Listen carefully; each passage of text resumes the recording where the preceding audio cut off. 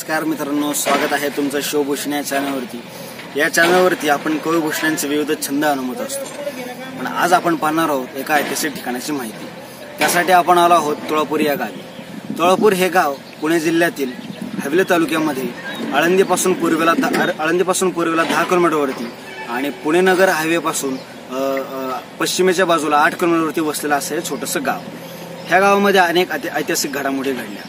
म्हणजे साक्षात शहाजीराजांची ज्या गावामध्ये भारंभार तुळा झाली, त्याच शहाजीराजांचे असलेले नातू म्हणजे आपले धर्मवीर छत्रपती श्री संभाजी महाराज। या संभाजी महाराजांवरती नियतीने घाला सुद्धा याच गावामध्ये घातला। अशा ह्या संभाजी महाराजांच्या बलिदानाने पवित्र झालेलं असं हे गाव।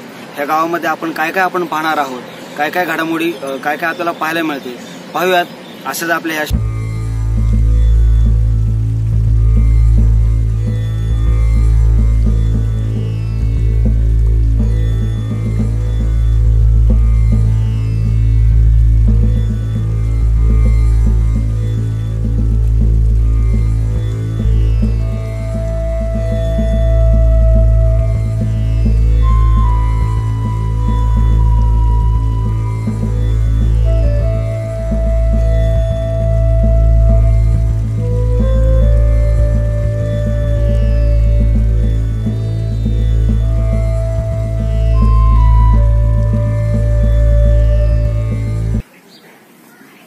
तर मित्रांनो, आपण त्या वेशीमधनं आत आलो। आत आल्यानंतर लगेच डाव्या हाताला आपल्याला पाहायला मिळते ती म्हणजे रुद्रनाथ महाराजांची समाधी। हे रुद्रनाथ महाराज कोण होते? तर रुद्रनाथ महाराज हे तत्कालीन काळातील फार मोठे योगी होते। तर रुद्रनाथ महाराजांनी याच जागी बसून फार मोठी तपश्चर्या सुद्धा केली होती आणि आजही त्यांची समाधी आपल्याला इथे पाहायला मिळते। आदिलशाहीतील एक नामवंत सरदार म्हणजे मोरारजी जगदेव ज्यावेळी आपला नवस फेडण्यासाठी या ठिकाणी आले, त्यावेळी या संगमेश्वराचा उद्धार करण्यासाठी याच रुद्रनाथ महाराजांनी त्यांना आदेश दिला होता। या रुद्रनाथ महाराजांनी सांगितलं होतं की मोरारजी जगदेवा, हे संगमेश्वराचं पडलेलं मंदिर पुन्हा तू दुरुस्त कर, तुझे सगळे विकार, तुझे सगळे आजार, तुझे सगळे अडचणी, सगळे संकट दूर होतील, असा आदेश रुद्रनाथ महाराजांनी मोरारजी जगदेवांना केला होता। याच समाधीच्या समोर आपल्याला ते संगमेश्वराचं पवित्र असं मंदिर, जागृत असं देवस्थान आजही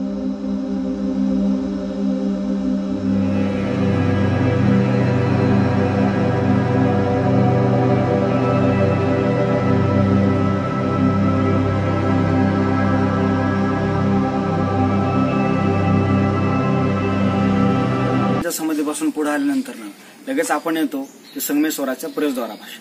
याच संगमेश्वराच्या प्रवेशद्वारापाशी वरती आपल्याला पाहायला मिळते ते एक छानसा रेखीव असा गणपती कोरलेला आहे।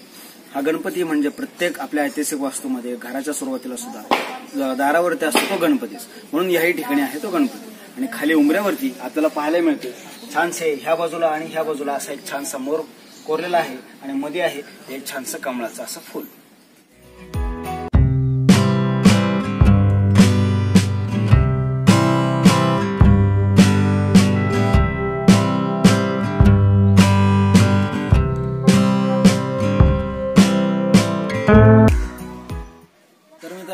हेच ते संगमेश्वराचं मंदिर जे रुद्रनाथ महाराजांनी मोरारजी जगदेवांना आदेश देऊन जीर्णोद्धारित करून घेतलं। असं हे जीर्णोद्धारित झालेलं मंदिर फार छान आणि सुरेख आहे।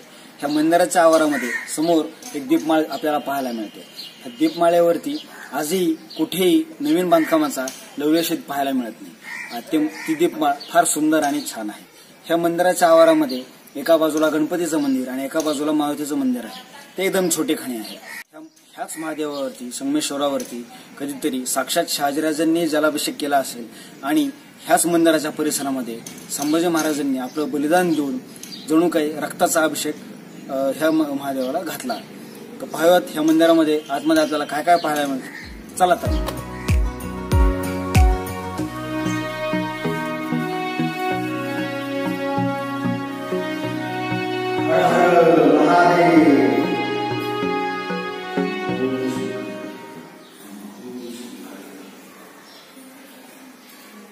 तर मित्रांनो, कसं वाटतंय मंदिर? आता आपण मंदिराच्या गर्भगृहात आहोत। ह्या बाजूला मंदिराचं प्रवेशद्वार आहे, आतमध्ये देवाचं छानसं स्थान आहे। ह्या बाजूला मंदिराच्या गर्भगृहामध्ये 4 खांब आहेत। चारही खांबांवरती वेगवेगळ्या प्रकारची नक्षी अशी कोरलेली आहे। तो भक्त येतो, तो आत आल्यानंतर आधी गणपतीचं दर्शन घेतो, मग विठ्ठल रुक्माचं दर्शन घेतो, दर्शन घेऊन तो महादेवाचं दर्शनाला आतमध्ये ती पवित्र अशी पिंड आहे, ज्या पिंडीवरती शहाजीराजांनी कधीतरी अभिषेक केला, ज्या पिंडीवरती मुरार जगदेवांनी सुद्धा कधीतरी अभिषेक केला. फार दिग्गज लोक या मंदिरामध्ये येऊन गेली आणि ज्यांनी हे मंदिर जीर्णोद्धार करून आपल्यासाठी फार मोठा वारसा निर्माण करून दिला. इथलं दर्शन घेतल्यानंतर मग आपण जाणार आहोत संभाजी महाराजांच्या समाधीचं दर्शन घेण्यासाठी. तर असं हे छानसं मंदिर या आवारात आहे. त्या मंदिराच्या बाहेर सुद्धा दोन मंदिर आहे.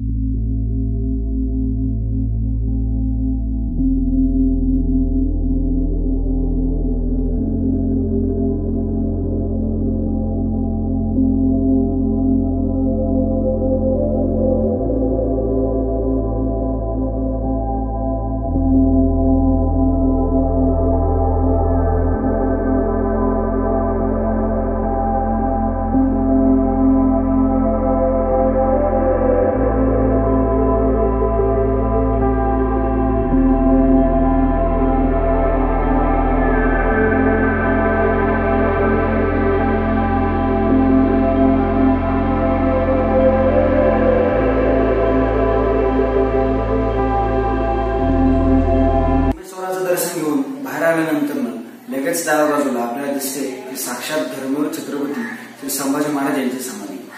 या समाधीवरती आल्यानंतर कोणाला कृतज्ञ वाटत नाही. आपण इथे येऊन जेव्हा नतमस्तक होतो तेव्हा संभाजी महाराजांनी दिलेल्या बलिदानाची जाणीव आपल्याला आपल्या रक्तामध्ये सळसळता संचार असा व्हायला लागतो की आपणही काहीतरी करावं. आपणही स्वराज्यासाठी जसे महाराज धावले, आपले मराठी मावळे पळाले, त्या पद्धतीने आपणही काहीतरी करावं अशी भावना जागृत होते. इथे आल्यानंतर नक्कीच पवित्र वाटतं, नक्कीच भारावून जातो आपण आणि ऊर भरून जातो संभाजी महाराजांच्या.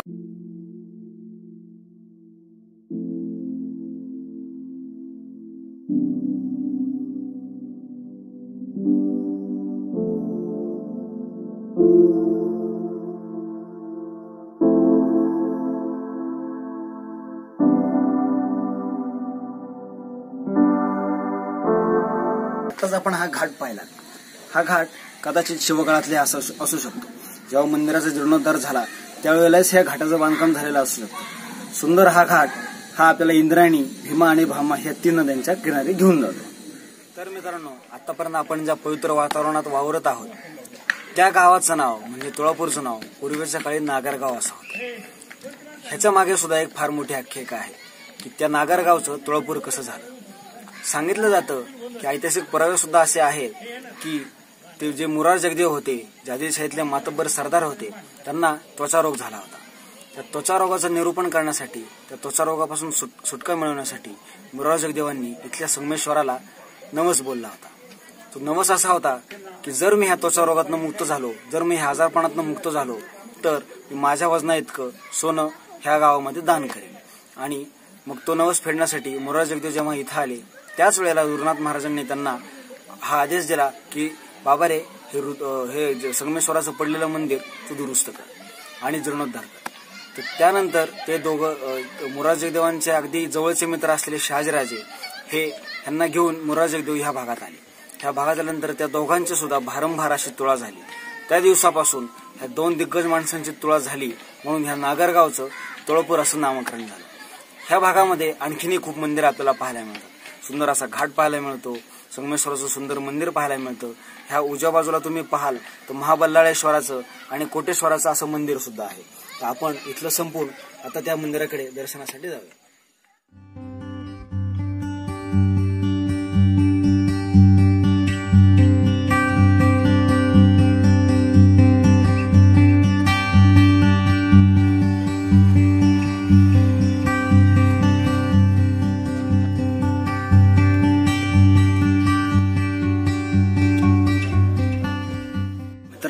जो दर्जा काशी विश्वेश्वराचा तोच दर्जा या तुळापूरच्या संगमेश्वराचा आहे. ज्या ठिकाणी 3 नद्यांचा संगम होतो अशा ठिकाणाला हिंदू धर्मामध्ये फार पवित्र स्थान मानलं जातं. जणू काय ती दुसरी काशी म्हणून समजलं जातं. ह्याही ठिकाणी तुम्ही पाहू शकता की संगमेश्वर आहे, महाबल्लाळेश्वर आहे आणि कोटेश्वर आहे. हे 3 महादेव जसे आहेत त्याचप्रमाणे ह्या बाजूला इंद्रायणी नदी ही आपल्याला देहू, आळंदी ह्या पवित्र ठिकाणाहून वाहत शेजारच्या मरकळ गावाला वळसा घालत ह्या तुळापूर पर्यंत येते. आणि ह्या बाजूला तुम्ही पाहू शकता 2 नद्या आहेत, एक भीमा आहे आणि भामा आहे. ह्यांचा शेजारी शिलपिंपळगाव नावाचं गाव आहे. त्या गावामध्ये त्यांचा संगम झाला आणि त्या तिथनं वाहत येत या इंद्रायणीला येऊन मिळाली. अशा या पवित्र नद्यांचा संगम इथे होऊन समोर जाताना मात्र या तिन्ही नद्या एकत्र जातात. त्यांच्यात कुठेही भेदभाव नसतो, त्या कुठे एकमेकांमध्ये भांडणं करत नाहीत. जाताना मात्र पवित्र भीमा नदी होऊन त्या समोर चालत राहतात. तर मित्रांनो, कसा वाटला आपल्याला हा व्हिडिओ? नेहमी आपल्या चॅनलवरती कविभूषणांचे ब्रजभाषेतील अप्रतिम असे छंद आपल्या लाडके संतोषदार सादर करत असतात. यावेळी आपण प्रयत्न केला आहे या ऐतिहासिक ठिकाणाचा, या ऐतिहासिक मंदिरांचा आढावा घेण्याचा. असा हा छोटासा प्रयत्न आपल्याला कसा वाटला? आपला अभिप्राय आम्हाला कमेंटच्या माध्यमातून नक्की कळवा. आपल्या शिवभूषण चॅनलला सबस्क्राईब करा. जर आपण आतापर्यंत या व्हिडिओला लाईक केलं नसेल तर लाईक करा. धन्यवाद. जय शिवराय, जय शंभूराज.